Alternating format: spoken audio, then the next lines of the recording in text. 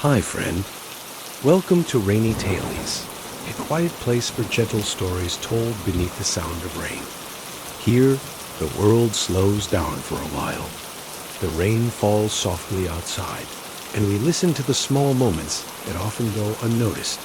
Memories, letters, thoughts, and dreams. Each story you'll hear tonight is meant to bring calm to your mind and warmth to your heart.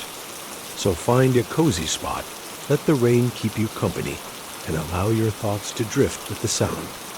Now, let's begin tonight's story. The lamp is small and steady, a warm circle of light breathing over the table like a calm companion. It lays a soft halo on the wooden grain, and the wood holds it the way a palm holds water, patient, cupped, and quiet. Outside, the window is stitched with thin silver lines, as if rain were sewing the night to the glass. I sit in the chair that remembers my shape, and it gives a gentle sigh, the kind that says, "You are home now." I open the worn book. Its cloth cover is the color of old tea, and the corners are rounded from years of being held. When I lift it, a trace of dust rises like a moth and vanishes. The first page greets me with a dry whisper. The paper is not bright. It is cream and soft, like the inside of a shell. The type stands steady and kind, each letter set as if it had promised not to hurry me. I take one slow breath. My shoulders drop. The long day loosens and slips away, like a coat shrugged from the body. The window gathers the rain and offers it up like a show without plot. Drops run in slow threads. They meet and part and meet again. They make little roads that begin at the top and wander downward, merging and letting go, practicing the art of sharing. The street beyond is dark, but not unfriendly. Somewhere a neighbor's kitchen glows. Perhaps there is a kettle there, perhaps hands drying a cup with a thin towel. The light touches the wet pavement and doubles itself, once on the stone, once in the shallow mirror of a puddle. That is enough story for the outside world tonight. I read the first paragraph and then look up. It feels good to move between page and window inside story. Outside weather, like the easy in and out of breathing. The lamp hums a little, a sound so faint I notice it, only because everything else is hushed. The old clock on the shelf, never set quite right, keeps time in a way that does not argue with me. It clicks forward as the rain taps, and the taps do not argue with the clicks. They share the air politely, two steady hands passing the same quiet back and forth. Sometimes the light on the page looks like a small morning, though it is evening. The book smells like paper and dust and a hint of vanilla. The scent-old pages keep the way shells keep echoes. When I turn the next leaf, it resists just a little, and that small resistance is tender, like holding a sleeping cat that lifts its head and then settles again. The story is slow. It does not try to impress me. It speaks of a walk by a river, of a hand along a stone wall, of the way a person can feel less alone by naming what they notice. A reed, a ripple, the shadow of a bird passing under a bridge. A car passes outside like a long exhale. Its tires ride a soft curve across the wet street and are gone.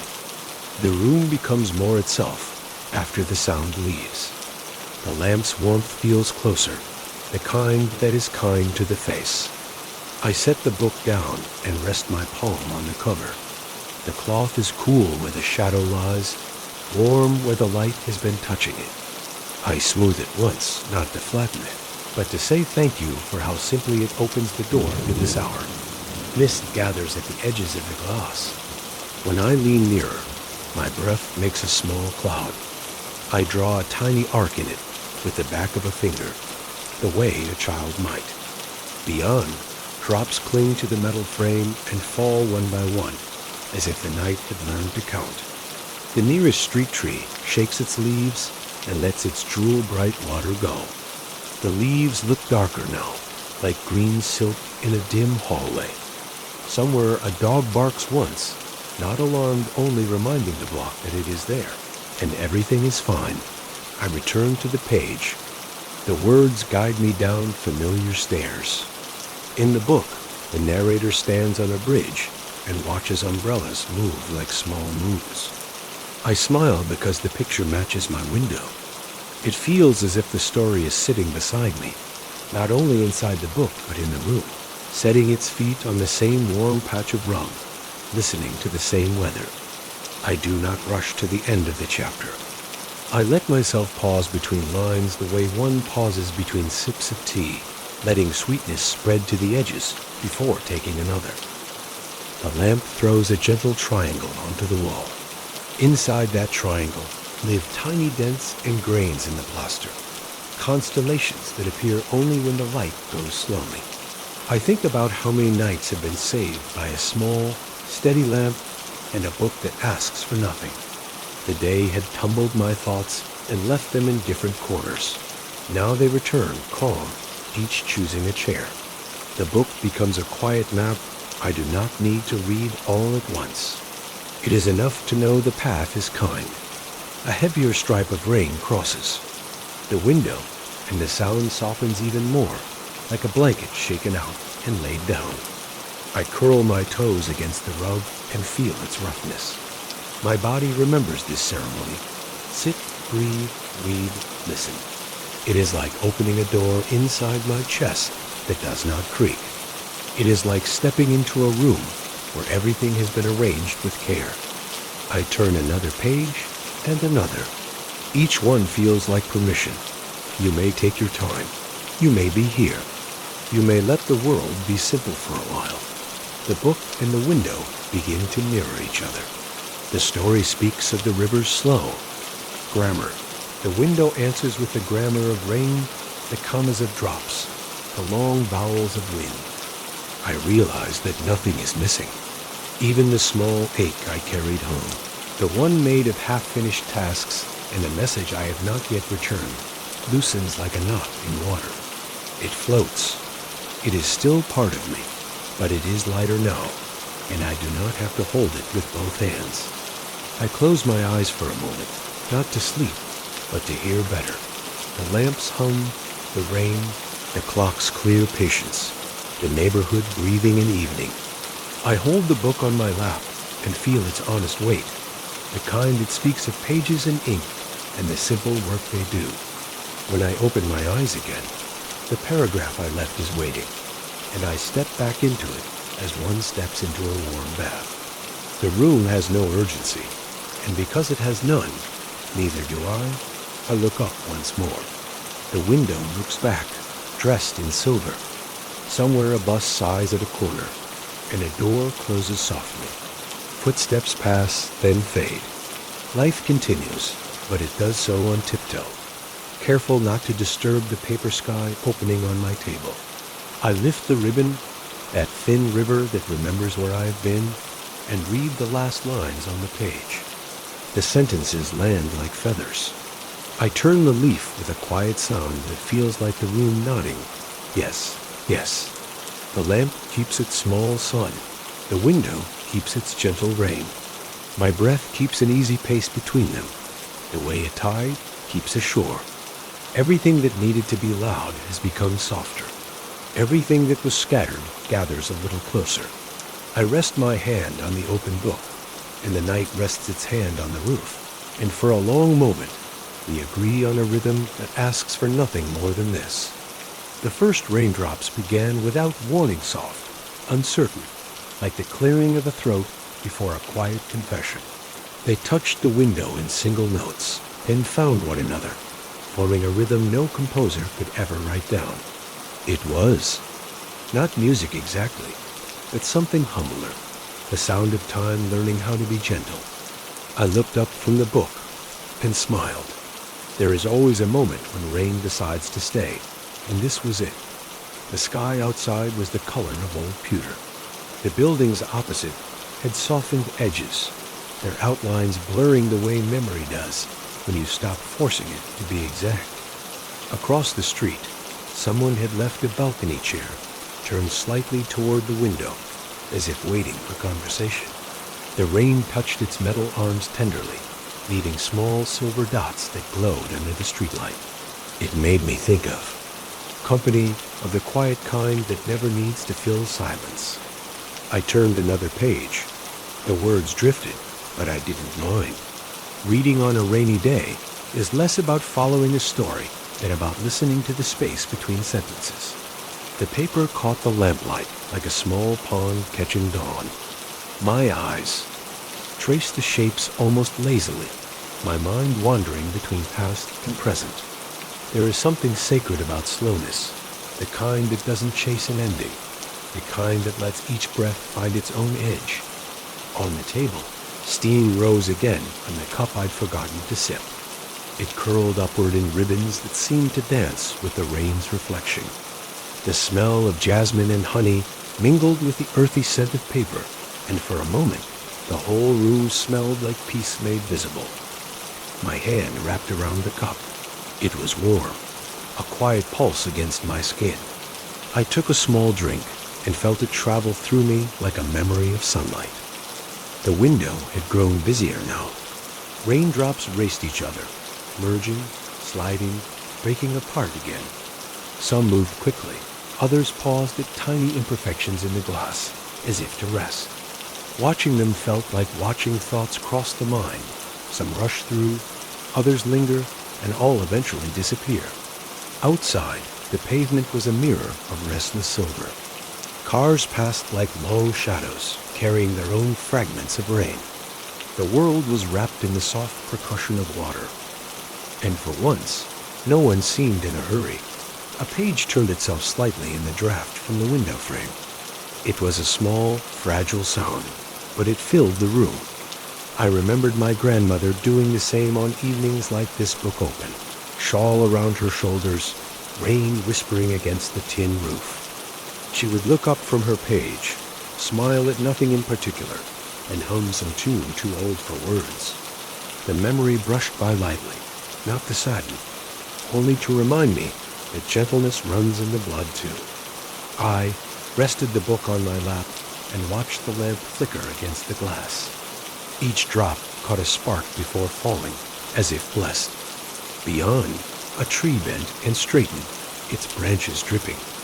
The streetlight above it shivered in the rain, throwing small golden coins onto the wet road. I thought about all the nights the city had looked like this. How many stories had started or ended beneath such weather? How many people somewhere might also be sitting by windows now, finding the same strange comfort in watching something so simple? I leaned back in the chair and closed my eyes. The rain kept its conversation steady. It spoke not to be understood, but to be felt. Behind my lids, the world was a map made of sound. The hiss of drops on metal, the softer patter on leaves, the distant rush in gutters. Each sound was a word in a language I didn't need to translate. I could stay there forever, in that language of calm repetition. The cup was empty now. A faint ring had formed on the table where it sat. I traced it with a finger. Circles are patient shapes. They end where they begin, ask nothing except to be followed. I wondered if this is what rain teaches, how to return quietly, again and again, until even longing feels like home. When I opened my eyes, the light had changed. The lamp seemed warmer, the shadows deeper, the rain thicker. I lifted the book again and read where I had left off. The character in the story had just found shelter in a small cafe. They, too, were drying rain from their hair, holding a cup, reading a letter. It made me smile the way stories echo life, not by accident, but by some small mercy. I felt less like a reader and more like a continuation of what was written. Outside, thunder muttered somewhere far away. Not angry, just tired. It rolled over the rooftops and faded like a sigh. The rain answered by growing gentler, as if promising to behave. I reached up and touched the window with the back of my hand. It was cool and alive. The thin chill pressed into my skin and stayed a moment, reminding me that even through glass, the world is still reaching out. I breathed slowly and let that truth settle. Sometimes peace isn't found by running from noise, but by listening closely enough until it becomes music. Tonight, the music was soft and endless, a rhythm older than thought. The first raindrops had begun as strangers, but now they were a choir, singing the simple song of falling. I turned the last page of the chapter and placed the ribbon carefully. My hand lingered on the paper, feeling its quiet heartbeat. The book had done what it came to do. It had made time gentle again. I leaned back, letting the chair creak softly beneath me, and looked out once more. The rain continued, tireless and kind, washing the city into a softer version of itself. Somewhere beyond the street, a light went out. Somewhere else, another one blinked on. The world shifted, half asleep, half awake, and I sat there between them, with rain and pages, and the silence that ties them together, thinking that maybe the best stories are the ones we never rush to finish. The shelves in the corner stood like quiet forests, rows of tall spines reaching upward in patient silence. In the soft light, their colors deepened to faded blues, browns, and greens of old bindings forming a muted landscape. Some leaned against each other like tired friends. Others stood perfectly straight, disciplined, untouched for years. Together they made a presence, a kind of still company that filled the room without sound. I rose from the chair and walked toward them, the floorboards answering under my bare feet with soft wooden sighs. The rain's voice followed me tapping, pattering, brushing the glass in patterns no one could memorize. I ran my fingers along the spines, feeling the dust, the raised letters of titles half forgotten. Each texture was a memory. The worn edges, the faint smell of paper and glue, the delicate crack of an old cover opening. They carried the same comfort as familiar footsteps in the hall. Some books were gifts, their dedications written in faded ink. For you, because you'll understand. I smiled. Sometimes I had, sometimes I hadn't. But it didn't matter now. The handwriting itself slanted, confident, or shy felt like a handshake through time. There's something healing in knowing that someone once thought of you while a pen moved across paper. Even when the words have lost their urgency, the gesture remains warm. One shelf was filled entirely with small paperbacks, their pages yellowed and edges rough. They smelled faintly of summer and travel, the kind of books you tuck into a bag and never quite manage to finish because life keeps interrupting. I picked one up, flicked it open halfway. A pressed leaf slipped out thin, brown, perfectly veined, held between pages like a secret that never aged. I placed it in my palm. It crumbled slightly, but still carried the ghost of a scent, something between earth and sunlight. I couldn't remember where it came from. Maybe a walk in autumn, maybe a park bench, maybe nowhere at all. But holding it now, I felt time folding gently inward. The rain grew steadier. The sound filled every corner, wrapping the room in a slow heartbeat. I thought of how many times these books had listened to rain. Each storm outside, each night of thunder or drizzle, they had stood here, absorbing silence like soil absorbs water. I wondered if pages remember the weather, the humidity, the trembling of glass, the hush that follows lightning. Perhaps that's why old books feel alive. They have witnessed years without ever needing to speak. That I took another book down.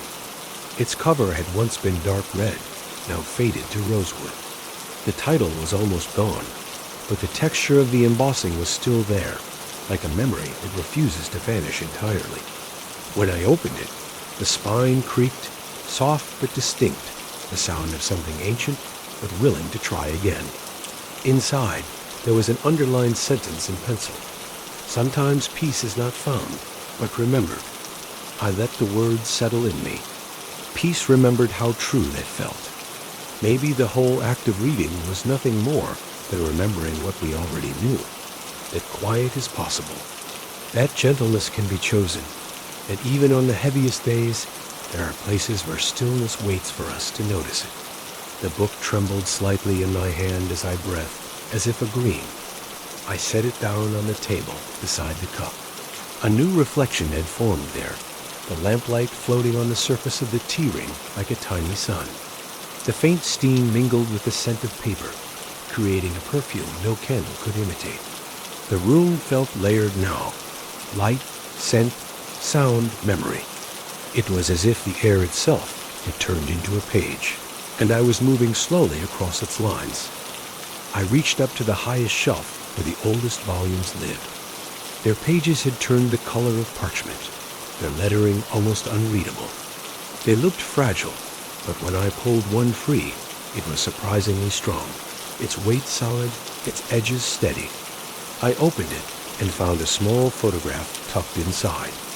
A seaside view, gray water, white sky, and a single figure walking along the shore. The edges of the photo were curled, as though it had listened to too many summers. The face was turned away, but I could feel something familiar in the posture, a loneliness not sharp but tender, like someone learning to be alone kindly. I placed the photo upright on the table, beside the lamp. The light touched it, and for a moment it seemed to shimmer, as if that long-ago sea still moved behind the paper. The rain pressed harder against the windows, like an eager listener leaning closer. I imagined the books around me exhaling in rhythm, their pages breathing moisture, swelling slightly in gratitude. A book is a patient thing. It asks for nothing but a pair of hands and a bit of time. I thought of all the people who once read these pages before me, their hopes, their quiet hours, their own rainy afternoons. I would never know them, but somehow we shared the same weather. I closed the book and leaned it gently back into its place. The shelf gave a faint thud, like a heartbeat returning to rest. I let my hand linger there, palm against the spines. The coolness of the bindings met the warmth of my skin, and between them something balanced past and present, paper and pulse. Then I turned off the lamp for a moment. The room fell into soft darkness, lit only by the dim silver of rain outside. The outlines of the shelves blurred, became silhouettes of trees in a forest at night. The rain was the rustle of their leaves.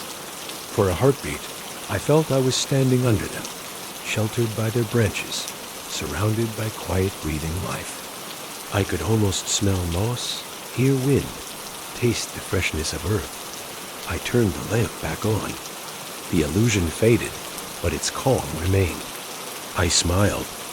These shelves, this small forest of stories, would be here long after the storm passed.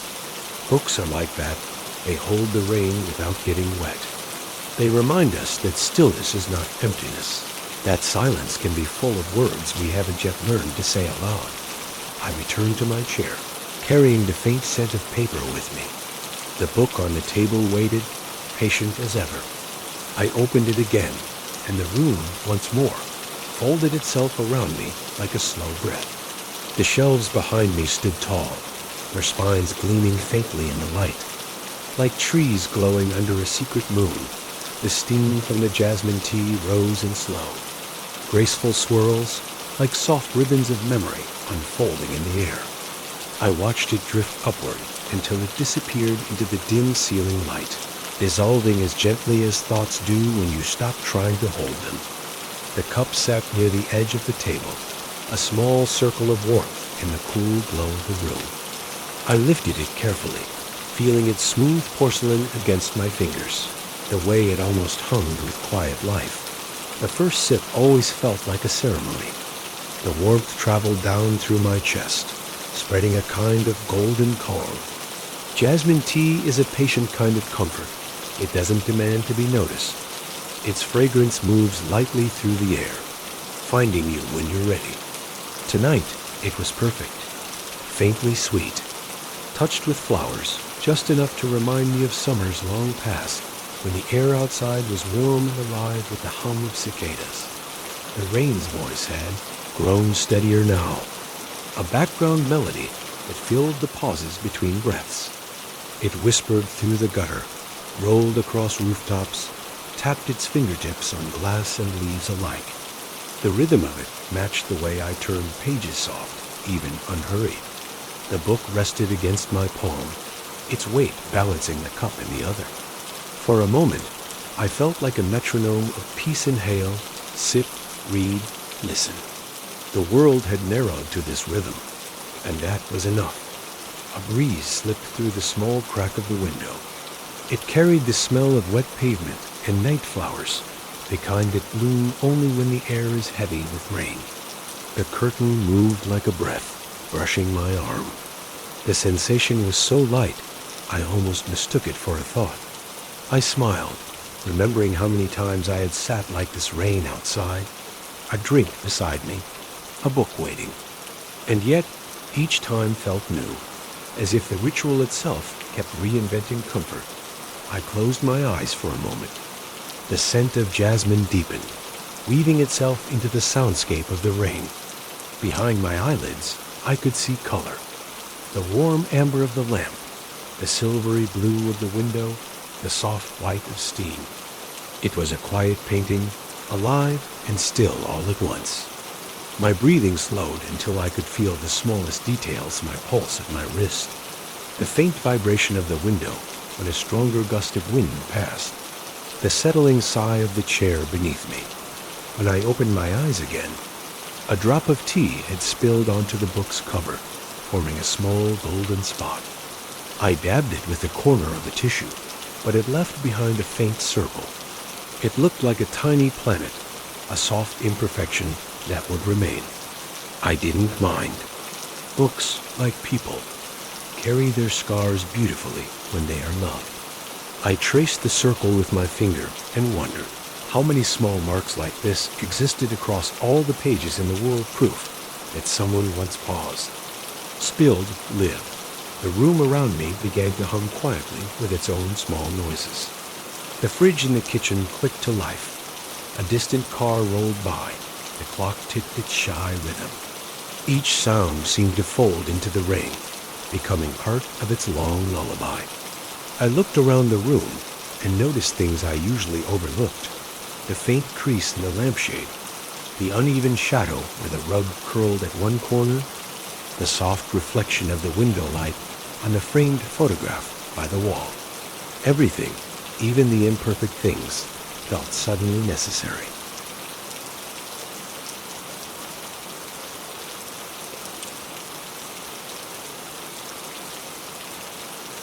The tea was nearly gone now.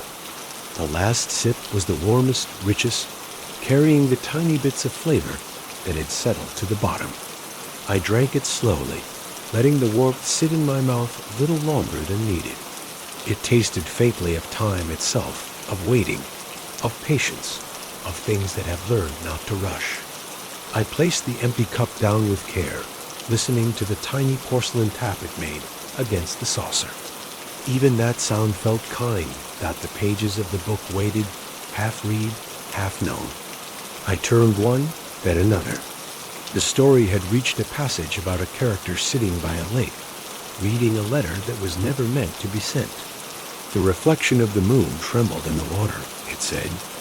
The handwriting was faded, but the feeling remained. I paused over the sentence, letting it echo. There are moments when the world outside and the words inside align so perfectly you can't tell which one holds you. Outside. The rain softened again, its voice now gentle enough to be mistaken for thought. It moved like silk across the glass, a texture you could almost hear. The air in the room cooled slightly. I pulled the blanket higher over my legs, feeling its weight, a quiet kind of protection, like a familiar embrace. The softness of fabric against skin reminded me of how warmth is not always heat. Sometimes it's the simple act of being surrounded by things that ask nothing of you. I leaned back in the chair and let my eyes drift toward the ceiling. The steam from the tea had stopped, but its scent lingered faintly, the ghost of a comfort that had done its job. It mixed with the smell of rain and paper and a faint trace of candle wax from the night before. A quiet perfume of home. My body, my breath, the sounds, the smells, all of it merged into one long exhale. Somewhere deep in the city, a train horn called out, distant and lonely. Its sound stretched through the rain, soft but certain, a reminder that the world kept moving even when I didn't. Yet in that moment, I didn't feel left behind. I felt held. Everything had slowed enough for me to see the stillness hidden inside movement. Even the rain was in no hurry to leave the sky. I looked at the cup one last time, the small ring of tea at the bottom, catching the light like a thin horizon. I thought of how simple moments like this were the ones that stayed the longest. The taste of jasmine, the sound of rain, the quiet glow of a lamp when no one else is awake. These were not grand memories, but they built a kind of shelter inside the heart. And so, I sat there, between the smell of tea and the sound of rain, between the warmth of the lamp and the cool breath of the night, knowing that peace doesn't arrive suddenly. It seeps in, the way steam rises. Softly and without announcement, the old leather journal sat beneath the lamp, its spine bent and corners softened by years of being opened, closed, and opened again. The cover had faded from deep chestnut to the color of dried leaves. When I picked it up, a faint scent of ink and old paper rose into the air, a smell both human and timeless. My fingers brushed the worn edges, and I could feel where the leather had molded itself to the weight of hands that came before mine. It had belonged to me once, and then to no one, and now somehow to me again. I untied the small strap and lifted the cover. The first page resisted slightly, sticking to the next, and the sound it made was a whisper one of recognition. The paper had yellowed into a soft cream, its surface slightly rough, like the texture of morning fog. I ran a thumb over the first few lines written there. Uneven, slanted, too hurried to be elegant. My handwriting from another time. The words began mid-thought, as if I had once opened the journal not to begin, but to continue something I was afraid might disappear. Rain again tonight. The window leaks a little near the corner. I'm not sure if I mind. The entry stopped there, unfinished, the ink lighter near the end, as though I had been called away. I smiled. Maybe I had gone to fix the leak, or maybe I had simply fallen asleep to the sound of it. I turned the page carefully, afraid the binding might protest. On the next one, a faint circle of water had bled through the paper, perhaps from a cup once set too close. The stain had dried long ago, but it still looked alive, like a small memory that refused to fade.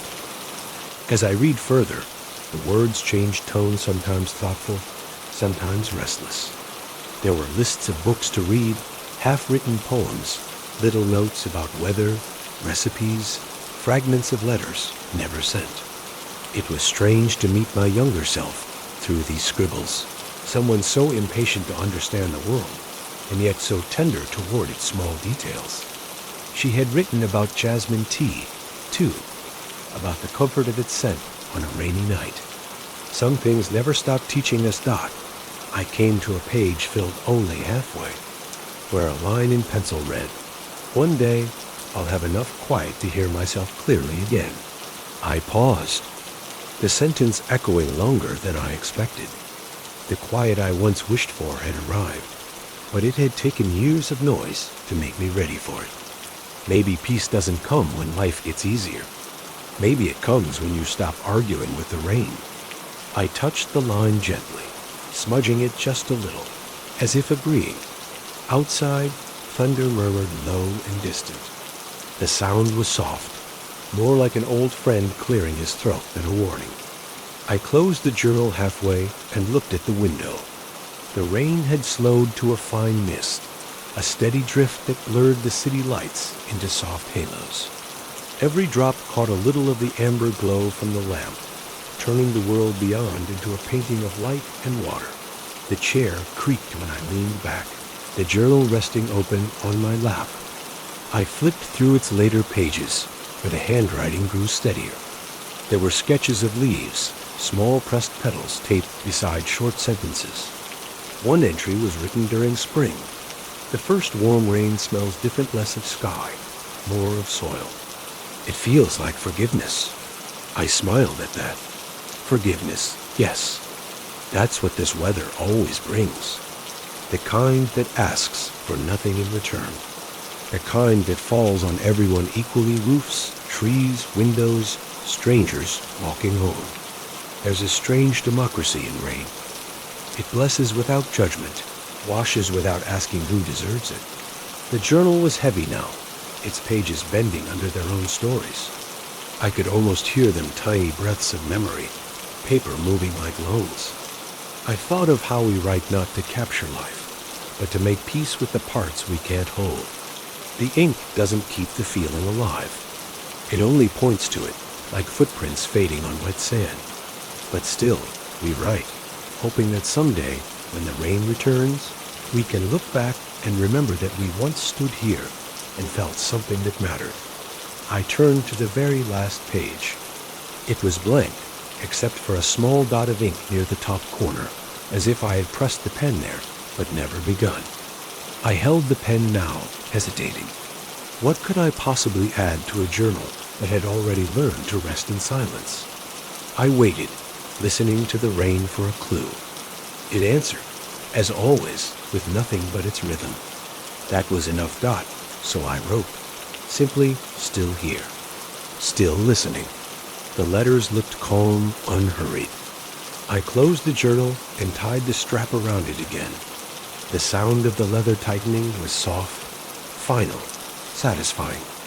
When I placed it back on the table, it looked right at home, beside the lamp and the empty cup.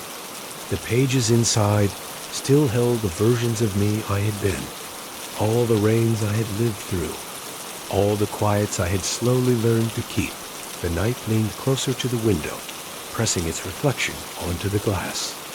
I could see the journal's silhouette in the pane, framed by falling rain and soft light. For a moment, I imagined someone years from now finding it, opening it with care, feeling the small pulse of history in their hands. Maybe they'd read a few lines, smile at how ordinary it was, and understand that ordinary things are where peace hides best. The lamp flickered slightly, reminding me that it was late. I touched the cover one last time, my fingertips tracing the worn line of the spine. The leather felt cool, alive. Outside, the rain kept whispering the same simple truth it always had, that even in stillness, everything is moving. I exhaled, and the room seemed to exhale with me. The journal stayed there, quiet but awake, holding everything I had been brave enough to write, and everything I had learned to leave unsaid. The next page of the book waited patiently under my fingertips, and as I turned it, the paper sighed a soft, papery breath, like something alive. The lamplight traced faint pencil marks along the margins. Tiny notes, underlines, and question marks wandered between the printed words, faint enough that they could almost be mistaken for shadows. I leaned closer, and for the first time in a long while, I noticed how gentle the handwriting was.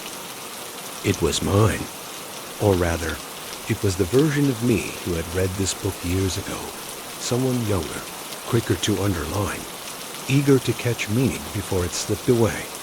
The letters curved differently back then, rounder, smaller, as if they were trying to behave. A few words had small stars beside them, the way I used to mark sentences that felt like discoveries. I smiled. I had forgotten this habit. Now, instead of marking what mattered, I simply lingered. Maybe that was what age gives us. Fewer lines, more pauses. I traced one faint note with the tip of my finger. The graphite smudged slightly, leaving a small gray shadow on my skin. It read, "Remember this feeling." No context, no arrow to any sentence. Just those three words, floating alone in the margin. I searched the surrounding text for a clue, but there was none. Whatever feeling I had meant to remember was long gone. Yet, in a quiet way, the note had done its job. I was remembering it now, even without knowing what it was. Outside, the rain pressed its fingertips against the glass, slow and deliberate. The steady rhythm made the room feel like a heartbeat you could step inside of. Every sound, the soft ticking of the clock, the occasional groan of the floor, the whisper of wind became part of the same breathing pattern. I read another line, not to learn, but to listen. The words became like rain too, falling one after another, soaking quietly into my thoughts. On another page, near the bottom, a small phrase was underlined twice. We never really lose the moments we pay attention to. I closed my eyes, letting that sentence move through me. Maybe that's why reading under rain always feels sacred. It forces you to pay attention, not in the sharp way of study, but in the soft way of noticing. The hum of weather, the smell of wet earth, the creak of a chair, all of it becomes part of the page you're turning. Maybe that's how memory works. Not as storage, but as music you can hear again if you stay still enough. I turned more pages, slowly, as if walking through a field after a storm. Some margins were empty. Others carried small sketches of leaves, half-finished thoughts, a tiny spiral that must have been drawn while thinking. I laughed softly at one doodle 2 raindrops, connected by an arrow labeled friends. What had I meant by that? Probably nothing. Probably everything. The rain and the margins shared a kind of kinship. Both existed quietly beside the main story, both holding meaning without insisting on being seen. I leaned back, closing the book halfway. The pencil marks shimmered faintly in the light, and I thought about all the people who write in margins. It's a small rebellion, really defacing something perfect to make it personal. But it's also a form of care. It says, I was here. I meant these words. They touched me enough to talk back. The older I get, the more beautiful it seems. Not just to leave words behind, but to leave listening behind. I took the pencil from the drawer beside me. It was dull and short, the kind that had lived a long, quiet life. I twirled it between my fingers, then rested its tip near a blank edge of the page. I hesitated, not wanting to disturb the delicate balance between silence and ink. The rain hesitated too, as if waiting. Then softly I wrote, still true. It was the simplest kind of conversation won between 2 versions of myself. The old note had whispered, remember this feeling? And the new one, years later, had answered back. The 2 sentences looked like they belonged to strangers who understood each other perfectly. I closed the book again, gently pressing the cover to keep the pages flat. A faint dust rose, lit gold by the lamp, before disappearing into the air. I thought about how everything we touch leaves a trace. Graphite on skin, warmth on porcelain, moisture on window glass. Even the rain outside was leaving its marks, drawing invisible stories along the walls and gutters. It made me wonder what traces the night would keep of this moment, if, somehow, the air itself remembered. The pencil rolled to the edge of the table and stopped, its body balanced between motion and rest. I caught it with one hand, laughing quietly at how fragile balance always is. The rain had eased into drizzle now, the drops finer and more musical. Somewhere down the street, a door closed, muffled by distance. The sound felt like punctuation a period at the end of a long, gentle paragraph. I placed the book beside the leather journal. They looked right together, like 2 old friends sitting side by side, each filled with words and pauses, neither needing to speak. I ran my fingers along their spines, feeling the smoothness of one, the texture of the other. One held my stories, the other my reactions to someone else's. Between them was the life that had happened in the margins ordinary, quiet, beautiful, in ways that never make it into headlines. The lamplight trembled softly, reflected in the window's sheen. My reflection met my eyes faintly, the rain streaking across it like slow-moving thoughts. I smiled at the person on the other side of the glass holder slower, but still curious enough to keep turning pages. That was enough. When I finally stood to stretch, the chair exhaled beneath me, grateful for the rest. The book remained open on the table, pages breathing gently, the new pencil mark catching the light. Outside, the drizzle turned almost to mist. The air had that rare feeling of pause, the kind where the world holds still, just long enough to let you catch up dot and somewhere. Inside that stillness, I felt the soft truth that had lived in the margins all along, that peace is not in the story or the ending, but in the way you read it. When I turned another page, something thin and delicate slipped out and floated down to the rug. For a second I thought it was a stray leaf again, but when I picked it up, I felt the crisp fold of paper beneath my fingers. It was a letter creased and yellowed, the edges worn soft, the ink a faded gray that once must have been blue. My heart gave that small, familiar stir of surprise, the quiet kind that belongs to rediscovery rather than shock. I unfolded it carefully, as if I were opening the wing of a fragile bird. The handwriting was unmistakable. Mine, younger, rounder, impatient. I could almost see the desk I had written it on, the narrow apartment with the rain-slick street below, the cup of tea forgotten as I tried to find the right words for someone I never sent them to. At the top, the date, March 17th, no year.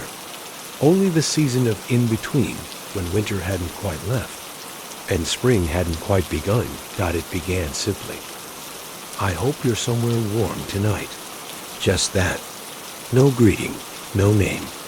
As if the letter didn't need one. I kept reading. The sentences were uneven, full of half-thoughts and pauses, a rhythm of hesitation. It's raining again, and I thought of the time we walked without umbrellas. You said it didn't matter, that some memories need to get wet to feel real.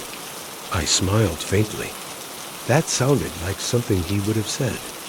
Or maybe I had invented the memory after writing it so many times. Words can make ghosts believable. I still peep the book you lent me. There's a note inside your handwriting is so small, I almost miss it each time. You wrote, "Don't hurry the last page. I've never finished it." I let the paper fall a little in my lap. The rain outside had changed its tone again, slower now, heavier, each drop distinct. I could feel the air cooling, the scent of earth rising faintly through the window's narrow gap. The city beyond blurred into quietness, a watercolor washed by weather. I looked back at the letter. The words meandered, sometimes poetic, sometimes awkward, but always sincere. I could sense how much I had wanted to be understood then, how I had written not for reply, but for relief. There's a certain honesty in unsent letters. They don't perform. They simply speak. They are like rain itself, falling without expectation. The last line read, "If I ever see you again, I hope it's under rain." Some endings deserve soft weather. I folded the paper gently, pressing along its old creases. The texture felt smooth, for the pen had once pushed harder, rough, where time had dried it unevenly. I wondered how long it had been hidden here, between chapters. How many storms had passed since that night when I had decided to tuck it away. Maybe I had known, even then, that someday the right kind of evening would bring it back, set it down beside the cup, and watch the lamp's light fall over it. The words shimmered faintly, as if grateful to be seen again. I thought about writing an answer, about finishing the story it had started. But as I watched the rain trace its careful lines down the glass, I realized there was no need. The letter had done its job. It had carried a feeling safely through time. And now, returning to me, it asked for nothing. I held the letter up to the light. The ink had faded into a soft gray blue, like clouds just before dawn. Through the thinnest parts of the paper, I could see the faint outline of the next page behind it, a ghost image of printed words from the book. It was strangely beautiful, the way two different stories overlapped for a moment. The one I had read, and the one I had once lived. I placed the letter back between the pages, but not where it had fallen from. Instead, I chose a later chapter one that spoke of forgiveness and returning home. It felt like the right resting place.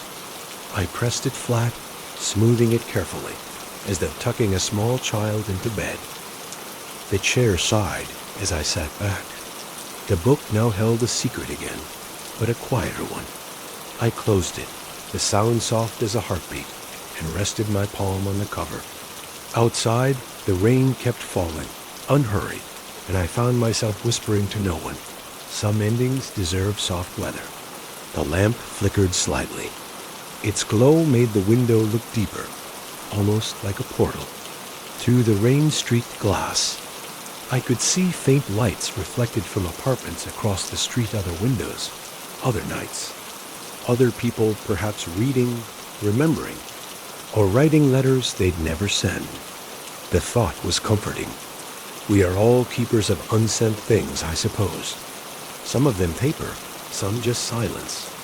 I reached for the pen and a fresh page in the back of the journal. Without thinking too much, I wrote, "Found your letter again tonight." The rain was exactly as you described it. I didn't cry this time. I set the pen down. The sentence looked like a reply, though not to anyone living. Maybe it was just to the part of me who needed to write that first one. The reply felt enough dot when I looked up again. The rain had slowed to a steady shimmer. Each drop caught a spark from the streetlight, falling like small notes of silver. The air was full of the smell of wet leaves and night tea, the kind of scent that forgives the day. I leaned back in my chair, the journal open beside me, the letter tucked away in its new place, the book resting beneath the soft halo of the lamp. Everything in the room felt gently aligned, the sound of rain, the warmth of light, the pulse of quiet memory. I closed my eyes and let it all blur together until I could no longer tell where the story ended and the night began. The scent of old paper carried me back to another place, a memory wrapped in dust and amber light. It was of a bookshop, small and almost hidden, tucked between a bakery and a narrow alley that always smelled faintly of rain, even on dry days. I used to go there when the world felt too loud, when I needed the kind of quiet that only rooms full of stories can offer. The sign above the door had faded gold lettering that read Maple and Sons booksellers, though I never met a single person named Maple or Son. The bell above the door sang softly whenever someone entered, a tune too shy to be called music. That day in memory. It had been raining just like tonight's steady, silver, forgiving. I remember pushing the door open, the warmth of the air inside meeting the cool dampness on my skin. The smell hit me first, dust, ink, paper, and a hint of something floral from the old woman who ran the shop. It was the scent of time made visible. The floorboards creaked like old men remembering youth. And somewhere, from a small radio behind the counter, classical music hummed quietly beneath the rain's percussion outside. Rows upon rows of shelves made small pathways that wound like rivers through the dim shop. Books leaned against each other, whispering. Some shelves bowed under the weight of too much wisdom. Others stood nearly empty, waiting for new stories to arrive. I wandered slowly between them, letting my fingertips trail across the spines the way one might run their hand along a fence while walking home. I hadn't gone in looking for anything in particular, but the best discoveries never start with a search. My fingers stopped on a dark blue cover embossed with gold vines. The title had nearly vanished with age, but when I tilted it toward the light, I could just make out the words, "Letters from a Quiet World." The phrase alone felt like an invitation. I pulled it out carefully. A puff of dust rose, glittering faintly in the shaft of sunlight that broke through the rain outside. The woman behind the counter looked up from her stool. She wore glasses that magnified her eyes slightly, and her white hair was tied in a neat knot. "Found something?" she asked, her voice warm but distant, as though it had grown used to silence. "I think so. I said, though I'm not sure what it is yet. She smiled. That's how the good ones start. I bought it for $3. Wrapped in brown paper, she folded with such care that it felt like a gift. As she handed it to me, she said, books like that choose you when you need them. Don't rush it. Outside, the rain had softened to mist. I remember walking slowly, the paper-wrapped book held under my coat, the streetlights smearing gold reflections on the wet pavement. Every sound felt amplified, the dripping from roofs, the shuffle of people under umbrellas, the distant call of a tram. I didn't open the book until I got home, sitting by the same window where I sit now, though the furniture then was different, and I was different to Dot when I finally unwrapped it. The first page had a dedication to those who listen longer than they speak. The pages inside were letters unanswered, unaddressed, yet full of tenderness. Notes written by a narrator to no one and everyone at once. They spoke of waiting, of small moments, of the courage it takes to live quietly. Each letter ended not with a signature, but with a small hand-drawn raindrop. I had underlined so many of them. Some had my notes in the margins, the same as the ones I'd been reading earlier tonight. And now, decades later, I realized this was the same book, the one from Maple and Sons. I had completely forgotten until this moment. I laughed softly at the symmetry of it. How the rain outside, the lamp, even the tea beside me mirrored that long-ago night. Maybe stories don't end. They circle back, waiting until we're ready to notice the pattern. I opened again to one of the underlined passages and read, aloud to the empty room, there are people who collect loud moments, but I have always collected quiet ones. They last longer. The sound of my voice startled me. It seemed too human, too present against the stillness. I smiled and lowered the book, letting silence reclaim the air. The rain, as if sensing the cue, deepened its rhythm, a steady applause for nothing in particular. I thought of the woman at the shop, of how her eyes had looked like they already knew every secret in every book. I wondered if she was still there, if the bell above the door still chimed, if the radio still played soft sonatas on gray afternoons. Perhaps the shop had disappeared, replaced by a cafe or an office, the way time quietly trades one story for another. Or perhaps it still stood, hidden in plain sight, waiting for someone else who needed to breathe in the smell of old pages. Either way, I realized that I had never truly left that place. Part of me had been wandering those narrow aisles ever since, searching not for answers, but for the feeling of being surrounded by unspoken words. Maybe that's what comfort really is, not the absence of loneliness, but the gentle companionship of things that understand it. The rain thickened again, drumming on the windowsill, steady and low. I looked at the book in my hands, Letters from a Quiet World. Its cover was even more faded now, the gold almost gone, but the warmth it carried was undiminished. I pressed it closed and rested it against my chest for a moment, feeling the faint pulse beneath both covers mine and its dot somewhere beyond the rain. A street light buzzed, flickered, and steadied again. I whispered into the quiet, "Thank you." Not to anyone, not even to the book, but to the moment itself for circling back, for finding me again. I remember the librarian's smile most of all.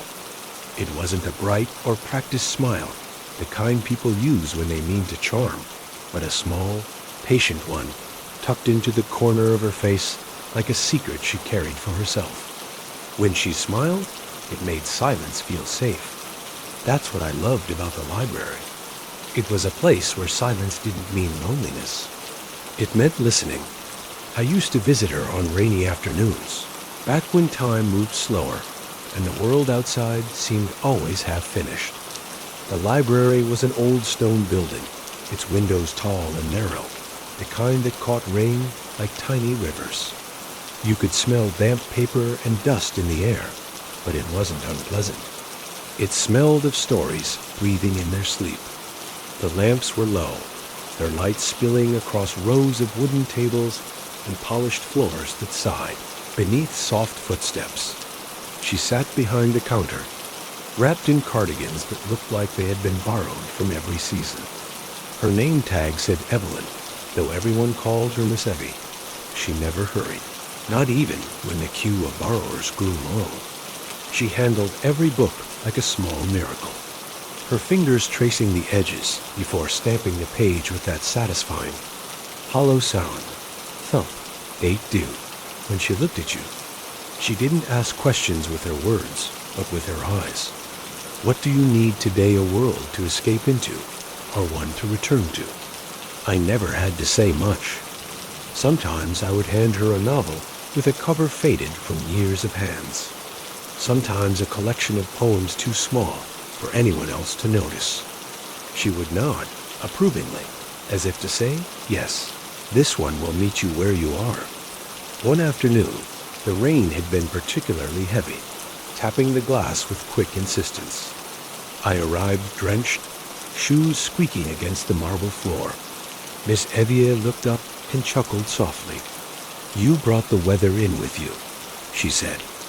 I shrugged, embarrassed, and she offered me a towel from behind the counter. It smelled faintly of lavender. There's tea in the staff room if you'd like to thaw out, she added. I remember sitting there, wrapped in the towel, watching droplets race each other down the window pane. She joined me after a while, carrying 2 steaming mugs. Her hands shook slightly, not from age, but from the quiet rhythm of someone who'd carried too many books for too many years. It's funny, she said, how rain makes people come looking for stories. Maybe because it sounds like turning pages, I said. She smiled that soft, approving smile and nodded. Maybe because it makes us slow down enough to listen, she replied. That afternoon stretched longer than it should have. We spoke of nothing and everything. The way people leave notes inside books, the smell of libraries after storms, the sadness of lost bookmarks. She told me she kept a collection of them, those thin paper ghosts that readers forgot between chapters. Each one feels like a glimpse into someone's life, she said, showing me a few. A tram ticket, a dried flower, a grocery receipt with the words "Come home soon" scribbled on the back. They all tell small stories, she whispered.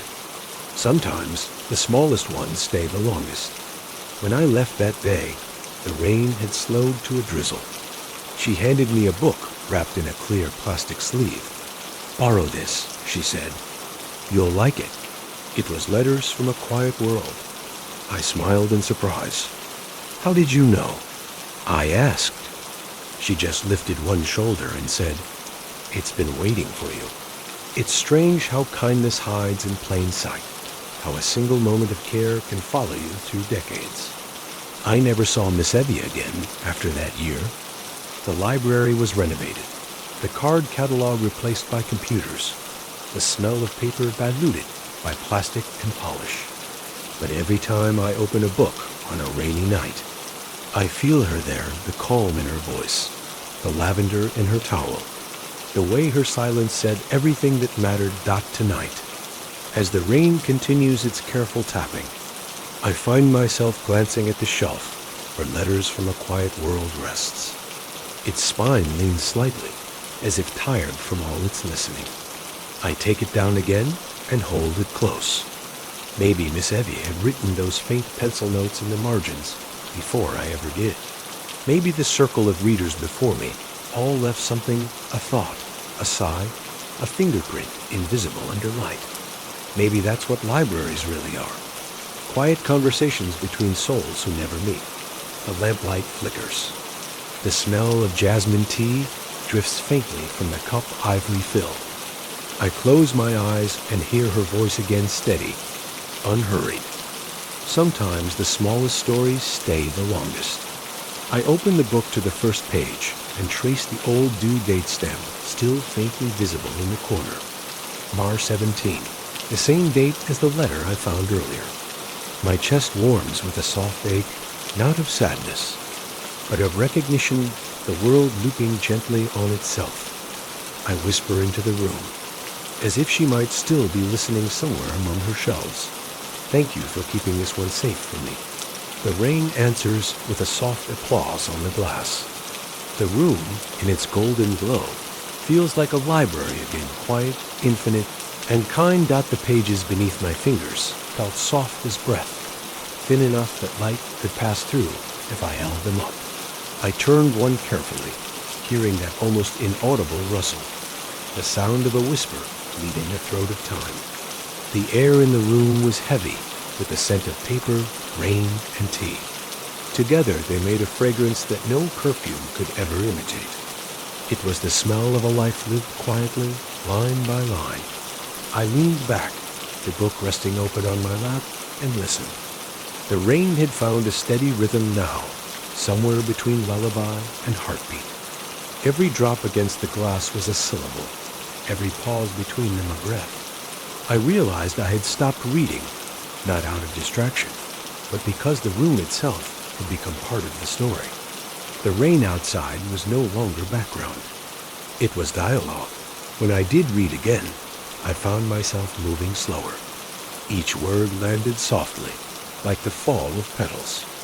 The sentences in the book spoke of stillness, of people waiting without hurry, of the comfort found in small acts, lighting a lamp, folding a blanket, washing a cup. They reminded me of my grandmother, who used to hum as she did her chores, her rhythm unbroken by urgency. She used to say that some days are made only for tending to the soul. I think this was one of them. I turned another page. The light from the lamp fell across it, warm as dawn. The ink shimmered slightly, revealing faint impressions from the next page, ghost words, shadows of the sentences to come. I liked that. Even what's unseen leaves its trace. Perhaps that's what memory is, too, a layering of ghost sentences, all speaking softly beneath the surface of now. The book slipped a little in my hands. I adjusted it and noticed the small rip along the spine, repaired with yellowed tape. My thumb brushed over it, feeling where the edges didn't quite meet. It made me think of people the way we mend ourselves in imperfect ways. How the scars, when looked at closely, always tell a story of care. Outside, a flash of lightning brightened the window, silent for a heartbeat before the thunder arrived, deep and rolling. The sound didn't startle me. It felt like punctuation, a reminder that even peace needs to be grounded by something wild. The lamp trembled slightly in its glass shade, and for a second, the shadows on the wall danced like old film. Then everything settled again. The storm was not angry. It was simply alive. I pressed my palm over the open page, feeling the cool smoothness of the paper against my skin. The words beneath it seemed to hum quietly, as though warmth could awaken them. Sometimes when I read alone like this, I forget where I end and the story begins. The line between my pulse and the rhythm of the rain blurs, and for a while, it feels as if I'm being read, to by the night, by the weather, by whatever old and gentle thing watches over people who sit awake at windows. I took a deep breath. The tea had cooled, but it still smelled of jasmine and comfort. I raised the cup and drank slowly, the taste faint but real, like the last note of a song fading into quiet. My reflection in the window moved with the candlelight, pale and soft-edged. Outside, the streetlights shimmered through sheets of rain, blurring everything into one living watercolor. I thought then about all the nights like this one that must exist across the world. Someone in another apartment reading by a small lamp. Someone else falling asleep to the sound of rain on a tin roof. Someone writing a letter they may never send. There's a kind of kinship in that, a shared stillness that needs no introduction. We're all just pages in the same long book, scattered but bound by weather and time. The next passage in the story spoke of a person watching snowfall from a window, and for a strange, tender moment, I could almost smell snow, the crisp, metallic air before the world turns white. I realized then that imagination and memory are twins. Both let us step into places we're no longer in. I smiled, feeling both far away and perfectly here. The room had grown darker, though the lamp still glowed warm. The rain softened to a murmur. I traced one of the printed sentences with my fingertip. Quiet does not mean empty. It was a simple line, but it reached me deeply. Outside, the city seemed to agree every drop. Every flickering streetlight, every quiet window was proof that even in silence, life continues to hum its gentle tune. I closed the book halfway and let it rest on my knees.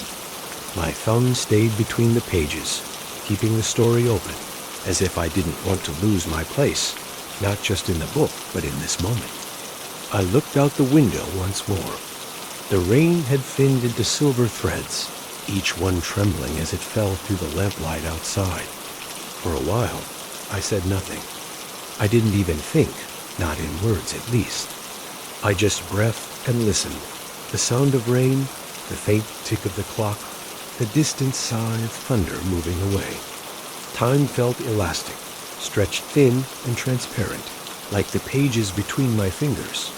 When I finally turned the next page, it was like stepping gently into another breath. The paper lifted, then settled again.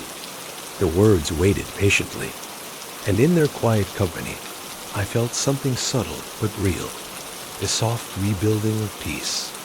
Not a loud or triumphant peace, but the kind that seeps in slowly, like light at dawn, finding its way through every crack until even the smallest corners glow.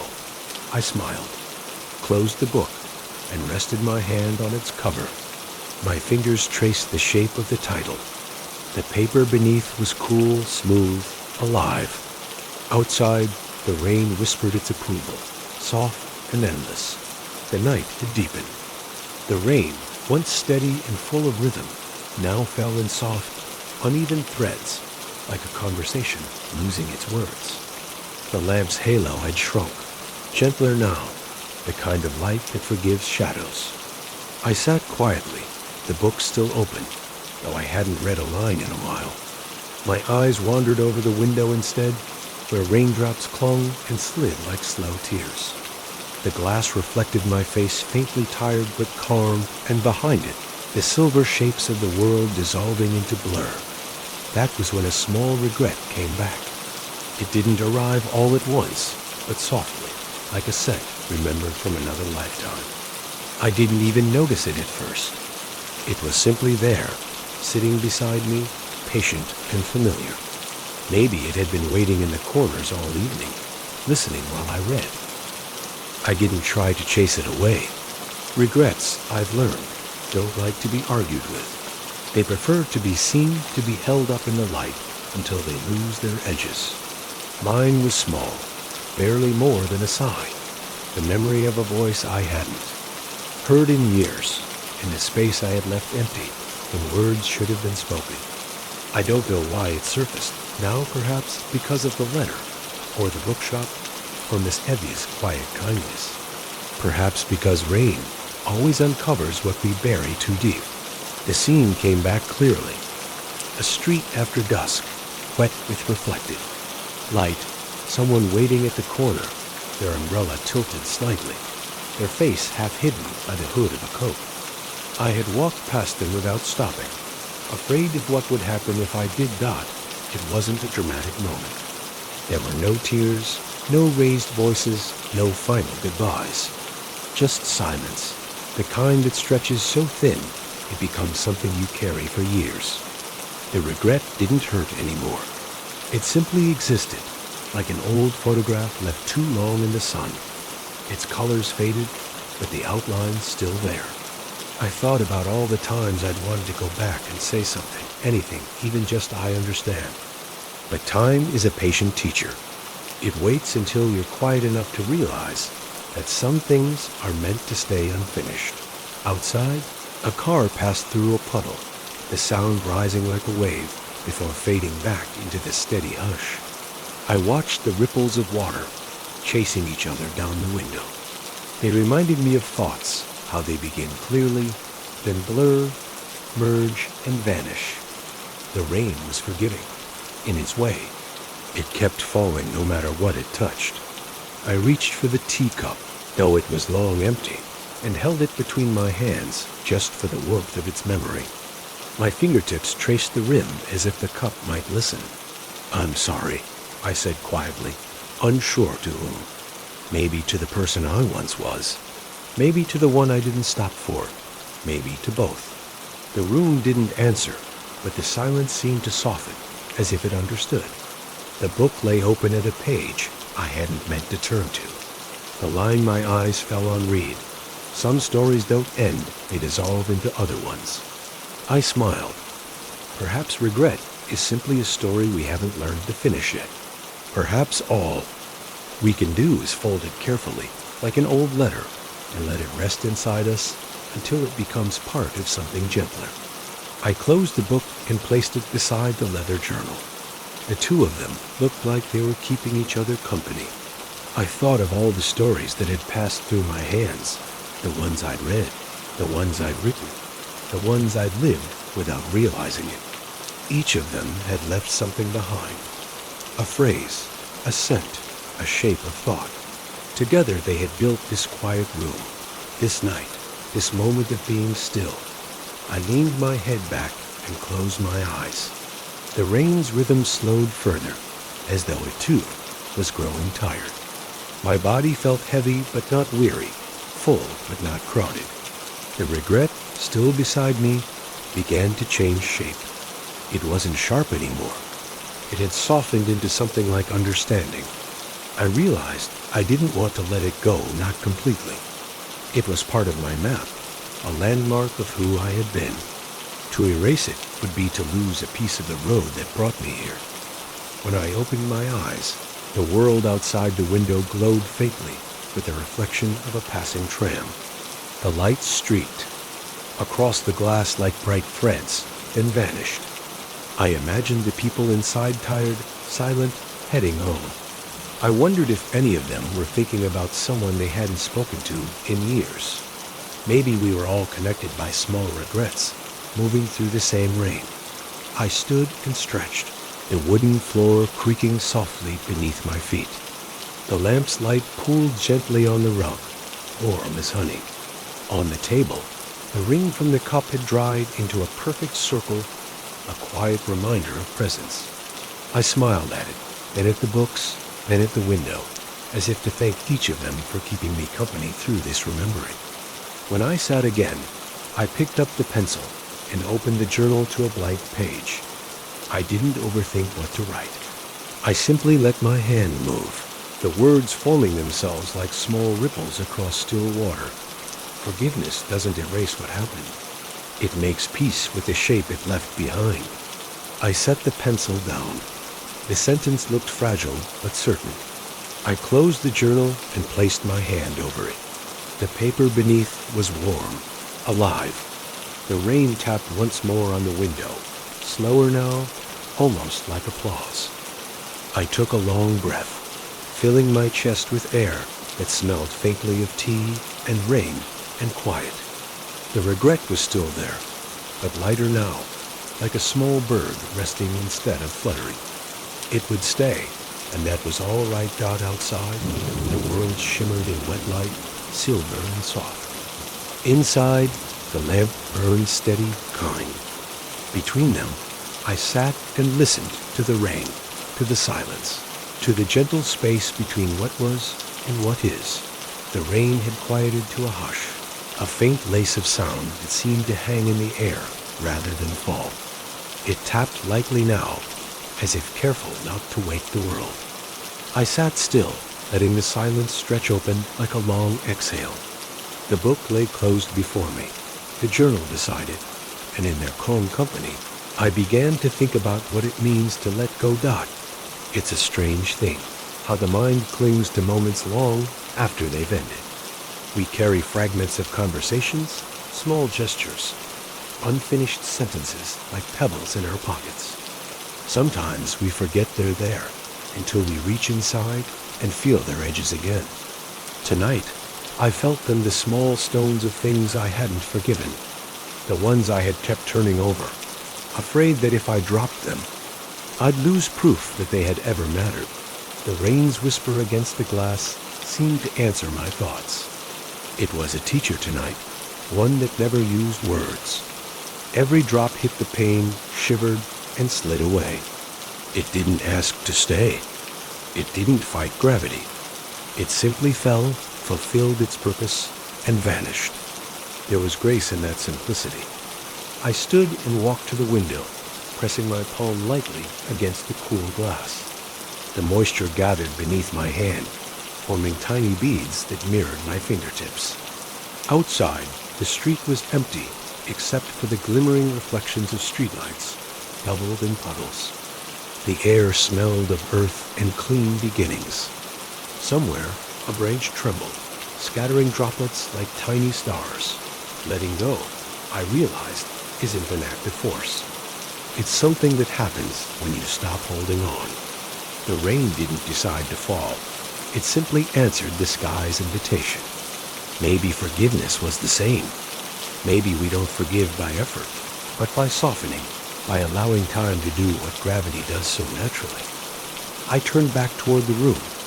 The lamp's glow was steady and golden, casting slow-moving shadows across the rug. The cup beside the books was empty again, its rim catching a thin crescent of light. I thought of refilling it, but decided not to. Some moments are better left unrefreshed. They ask to fade so that others can follow. Sat down again and opened the journal to the page I had written earlier. The ink had dried into a gentle matte gray. My handwriting looked calmer now, as if it had taken a deep breath with me. Beneath the last line, I began to write again. Letting go is not the same as forgetting. It is remembering without resistance. The words came easily. Maybe because the night itself was showing me how. The rain wasn't trying to erase the world. It was polishing it, clearing the dust so that what remained could shine again. I remembered the first time I learned that lesson, long before I knew to call it one. I had been sitting by a river after a storm, watching leaves drift past. One in particular, a bright red one, had caught my eye. I wanted to follow it, to see where it would go, but the current carried it beyond my reach. I felt that small pang of loss, the childish kind that doesn't yet have a name. But then, in the next breath, I noticed how many other leaves were moving with it, how the river kept flowing regardless. That's when I realized nothing really disappears. It just changes address. Now, decades later, that same understanding returned to me, this time wrapped in rainlight. I closed my eyes and listened again. The world was a choir of small sounds. The dripping from the roof, the soft ticking of the cooling lamp, the faint sigh of wind moving through the crack of the window. Together, they formed a lullaby for the past, a promise that even endings can hum themselves into peace. I reached for the book one last time and opened to the middle, at random. The first line my eyes fell upon read, "What we release does not abandon us. It simply returns in gentler forms." I smiled because it was true. So many things I had let go of had come back not as they were, but as understanding, as calm, as quiet strength. Outside, the drizzle had thinned to mist. The glass no longer trembled. I could almost see stars peeking through the thinning clouds, tiny, patient sparks reclaiming the sky. I imagined the rain joining them, evaporating upward, beginning again in another form. Perhaps, I thought, even sadness follows that same cycle, falling, softening, rising again as something clearer. I picked up the pencil, twirling it slowly between my fingers. There was no need to write more tonight. The words were already here, hanging in the stillness, invisible but present. I placed the pencil beside the journal and folded my hands in my lap. The chair creaked a little, like an old friend settling into comfort. The room had that rare kind of silence that doesn't feel empty. It was full of things unseen, the echo of rain, the warmth of memory, the faint hum of life continuing quietly beyond the window. I breathed it in, feeling something unclench deep within, When I opened my eyes again, the reflections in the glass had softened. The night looked back at me kindly, its silver edges fading into blue. Somewhere, a clock struck softly. I realized it didn't matter what time it was. The hours had become circular, like ripples. What mattered was that the world had grown gentle again, and I was awake enough to notice. The last drop of rain slid down the window, tracing a slow path before disappearing at the sill. I watched it go, smiling. There was nothing to fix, nothing to rewrite. Everything that had been heavy had found a way to fall away. I whispered, to no one and to everything at once, thank you. Then I closed the journal, the sound of its pages folding over themselves as delicate as breath. Outside, the world exhaled with me, soft and renewed dot. By the time the clock sighed its next quiet hour, the rain had almost stopped. Only a soft ticking remained, the sound of droplets slipping from the edge of the roof onto the metal of the fire escape outside. It was an easy, patient rhythm, like a conversation between the sky and the city that neither wanted to end. I leaned toward the window, resting my chin on my folded arms, and watched the faint trails of water gliding down the iron bars. The fire escape had always fascinated me. In the daylight, it looked ordinary, a grid of rusted metal and worn bolts, but at night, when the rain came, it became something else. The lamplight from my room turned it into a kind of stairway suspended in silver. Water beaded on its rails, tiny worlds catching the glow before falling, each one a small farewell. The sound of them landing, a soft metallic tick, was hypnotic. The city below had changed too. The streets gleamed under the last threads of rain, the reflections alive with amber and blue. A lone cyclist passed, the wheels slicing through puddles, leaving perfect arcs of ripples behind. Somewhere, a window closed gently. Somewhere else, a curtain lifted with the breeze. The world was still awake, but whispering now, as though the rain had taught it how. I cracked the window open a little wider. The smell of wet iron drifted in, mingled with the faint sweetness of rain-soaked leaves. Cool air brushed my cheek. I reached out and let a few drops land on my fingertips, their chill surprising and clean. They slid down my skin like small notes of music. I rubbed my fingers together, and they disappeared, leaving only a trace of coolness, as if the rain had greeted me personally before moving on. I thought of all the nights this fire escape had held me. Nights when I had stepped out to breathe, to think, to listen to the city without being seen. Once, long ago, I'd sat out there with someone, 2 mugs of tea between us, steam curling into the dark. We hadn't said much.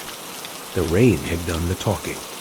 That memory came back now, soft-edged and kind. I could almost see it, the way he had leaned his head against the rail, the way the drops had threaded through his hair. We'd laughed then, quietly, about nothing in particular. I hadn't realized until now that what I remembered most was the silence between the laughter, the ease of simply being. I smiled. Time, like rain, erases noise but leaves shimmer. The laughter was gone, but its warmth remained, spread thin across years, still glowing faintly whenever the weather returned. Maybe that's what remembrance really is, not a photograph, but a pulse, something that flickers back to life when the air smells right. The metal outside caught another light flicker, a passing car, maybe, or the glow from a distant window. It painted quick gold stripes across the wet surface before fading again. I watched the patterns shift and thought how strange it is that even decay can be beautiful. The rust, the cracks, the water stains, all of it told stories of seasons passing. The fire escape had lived through more storms than I could count. Maybe that's why it seemed so calm. It knew that every downpour ends eventually. The ticking continued. Drop, pause, drop. The kind of rhythm that soothes you without asking for attention. I closed my eyes and listened, counting quietly until the sound became something inside my breathing. When I opened them again, the window glass had misted from the difference in temperature, blurring the view like soft watercolor. For a moment, the whole city looked painted, its edges melting, its light swaying gently through the haze. I felt something in me mirror that softness, as if all my sharp thoughts had dissolved. I rested my palm against the cool glass and whispered, "Stay a little longer." I didn't mean the rain, exactly. I meant this calm, this rare, steady peace that felt like the world holding its breath. Below, a cat darted from one awning to another, shaking its paws each time it touched the wet ground. Its smallness made me laugh. Even in a city of millions, tiny lives went on with their quiet routines. Somewhere, someone must have been waiting for that cat to return, maybe with a towel and a small dish of food. I liked imagining that. It reminded me that the world still held tenderness in hidden pockets. I stepped back, letting the window close with a click. The fire escape disappeared behind a thin veil of reflection against my face. The lamp, the book, all superimposed over the rain's residue. Inside and outside had blended, as if the night had folded the two together. On the table, the journal waited. I opened it, not to write, but to draw.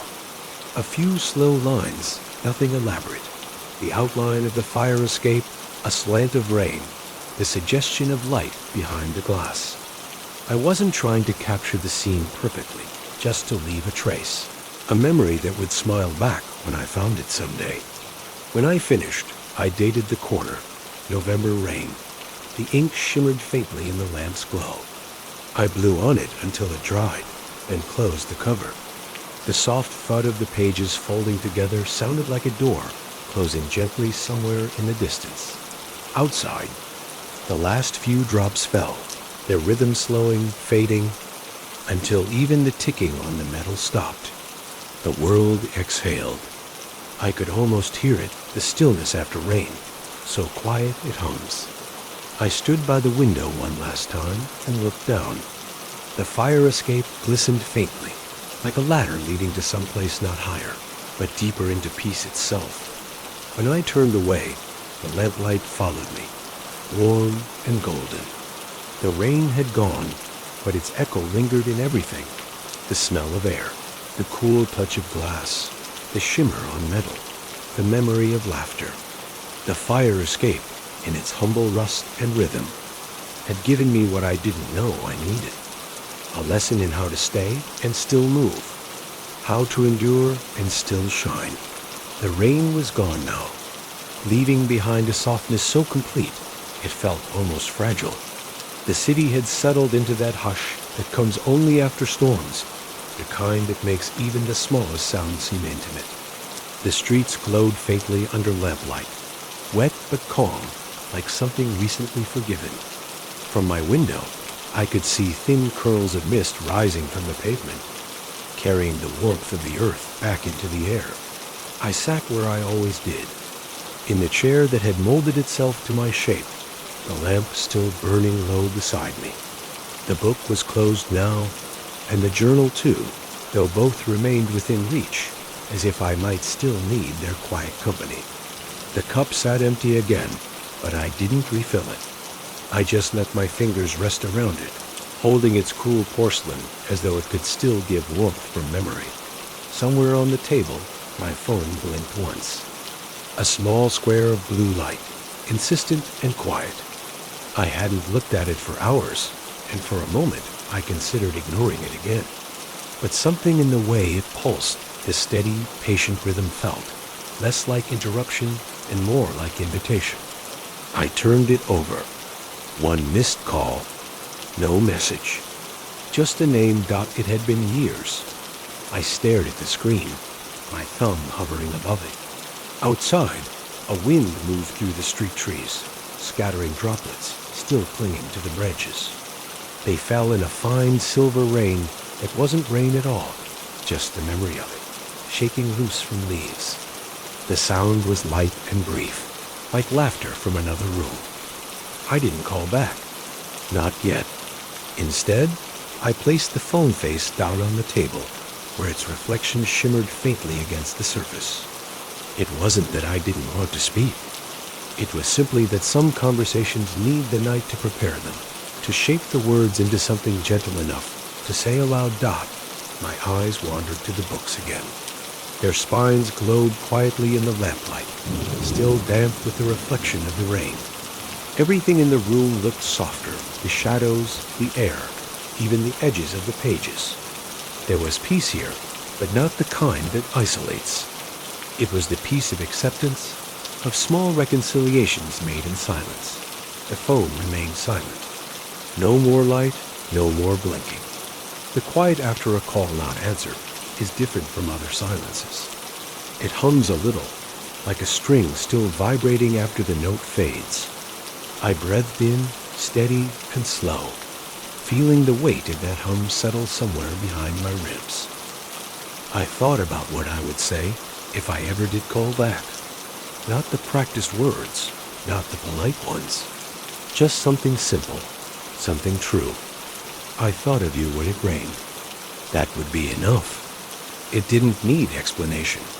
Some connections exist beyond the need for detail. They just hum quietly through time, like the echo of a note you can still feel even when the sound is gone. The lamp flickered slightly. Its filament hummed a soft gold, reminding me to be present. I stood and walked to the window again. The glass was cool beneath my fingertips. The street below looked washed clean, ready for morning. Somewhere far off, a bus passed, its lights gliding like fireflies through the mist. A dog barked once, the sound small and sure. A reminder that life kept breathing, even while I lingered here in my cocoon of thought. I looked down at the phone again. The name still visible for a moment in the black mirror of the screen. I smiled not with longing, but with gratitude. There was a time when that name had made my pulse quicken, when I would have answered in an instant, words tumbling out before thought could catch them. Now, time had gentled that urgency. The love hadn't vanished. It had changed shape, become something quieter, like the rain's echo on metal. I reached for the journal, opened it to a new page, and wrote only 2 words, "Not yet." Then I closed it again. The meaning was enough for me to understand. Some doors don't need to close or open. They can simply stay ajar, letting air move softly through. The air smelled faintly of wet wood and cooling lamps. The night outside was lighter now, the clouds lifting slowly, their edges silvered by something unseen. I could tell dawn was beginning its slow arrival, somewhere behind the horizon, though the sky hadn't yet begun to brighten. The in-between hour, the time when both night and morning shared the same breath, had always been my favorite. It was the hour when hesitation and peace felt indistinguishable. I turned off the lamp. The room fell into shadow, but not darkness. The soft light from the window was enough. The city's pulse reflected faintly in the sheen of the books, the journal, the cup. I sat there for a while, hands in my lap, listening to the faintest sounds, the sigh of wind, the drip of one last drop on the fire escape, the quiet hum of the world rearranging itself for morning. Then, without deciding, I picked up the phone once more. I didn't call. I didn't type. I just unlocked it and scrolled for a moment, letting old messages drift past my eyes like the pages of a long-finished book. There were jokes, photographs, fragments of conversations that once mattered terribly. Now they felt like pressed flowers, beautiful, fragile, not meant to be revived, only remembered. I locked the screen again. The reflection of the rain-streaked window looked back at me in the glass. I whispered softly, "Some things don't need to be fixed. They just need to be seen one last time." The phone rested quietly beside the cup. I leaned back, closing my eyes. The city, the rain, the unsent words, all folded together into a lullaby. The kind that doesn't promise sleep, only rest. When I opened my eyes again, the mist outside had thinned. The first pale light of dawn was gathering along the rooftops, silver and slow.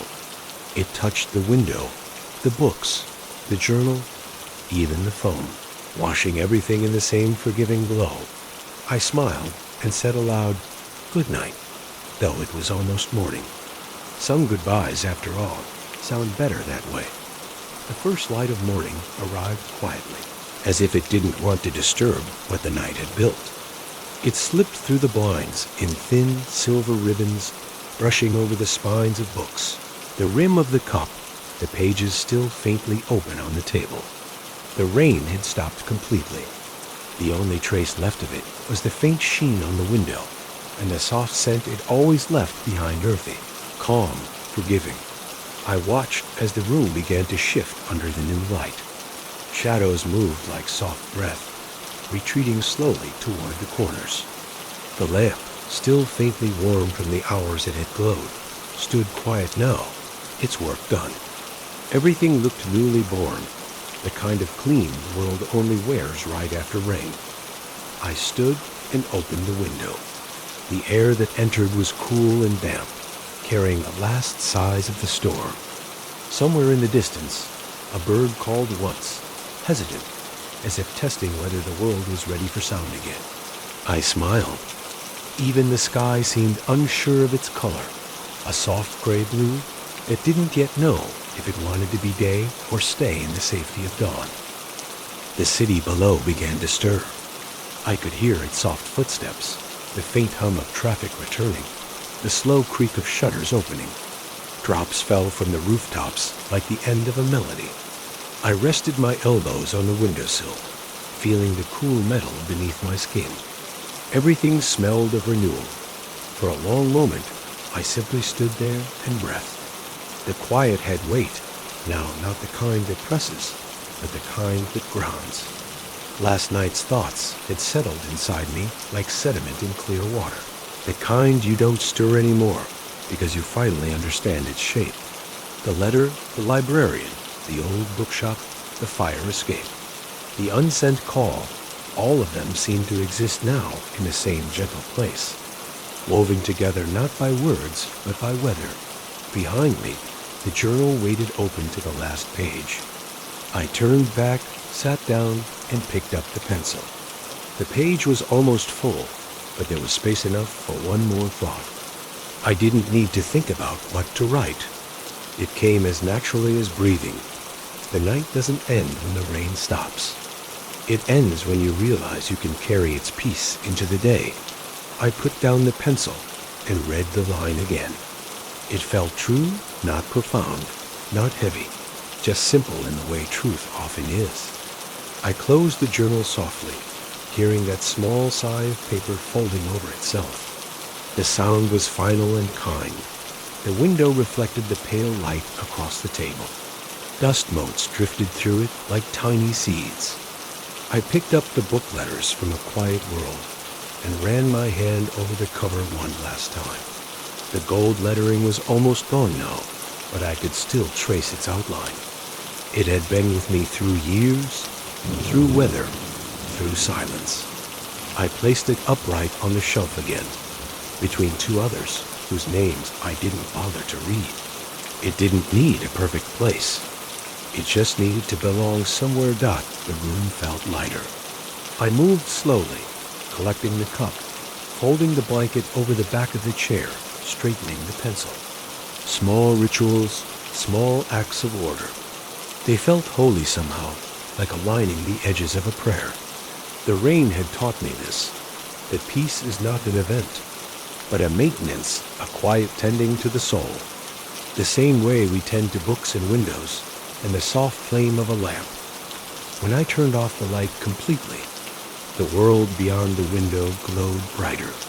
Clouds were parting, and the first stretch of sunlight touched the far side of the street. It glimmered on puddles, turning them into patches of gold. Somewhere, a shopkeeper rolled up a shutter. Somewhere else, a kettle began to whistle. I sat back down for a moment, not to think, but simply to be.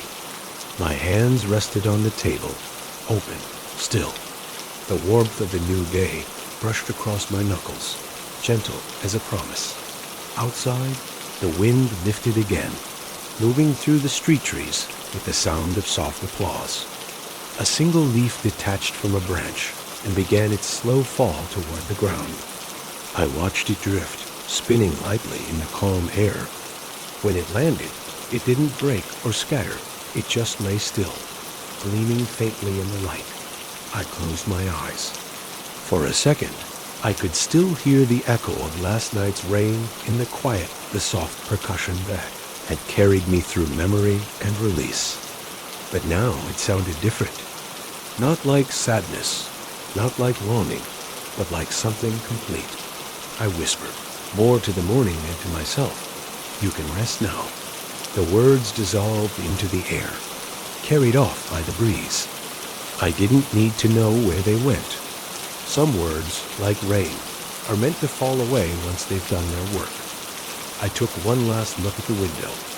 The droplets that had clung there all night were drying now, leaving faint trails across the glass little paths the rain had taken to say goodbye. The light shone through them in narrow streaks, bending into soft colors. It made the whole room look alive again. The clock ticked once, steady and clear. Morning had fully arrived. I stood, stretched, and felt the quiet settle around me like a familiar coat. The book was back on its shelf. The journal was closed. The rain had ended, but the peace it left behind lingered not in the air, but in me. I walked to the door and paused before turning off the light for good. The lamp glowed one last time, golden and kind, before dimming into memory. Behind me, the room stayed exactly as it was. A chair, a window, a book, a cup, a silence. But it felt full. The day had begun, and the night my night with the rain and the old books had found its way gently into morning dot, and for the first time in a long while, I felt ready to open the door.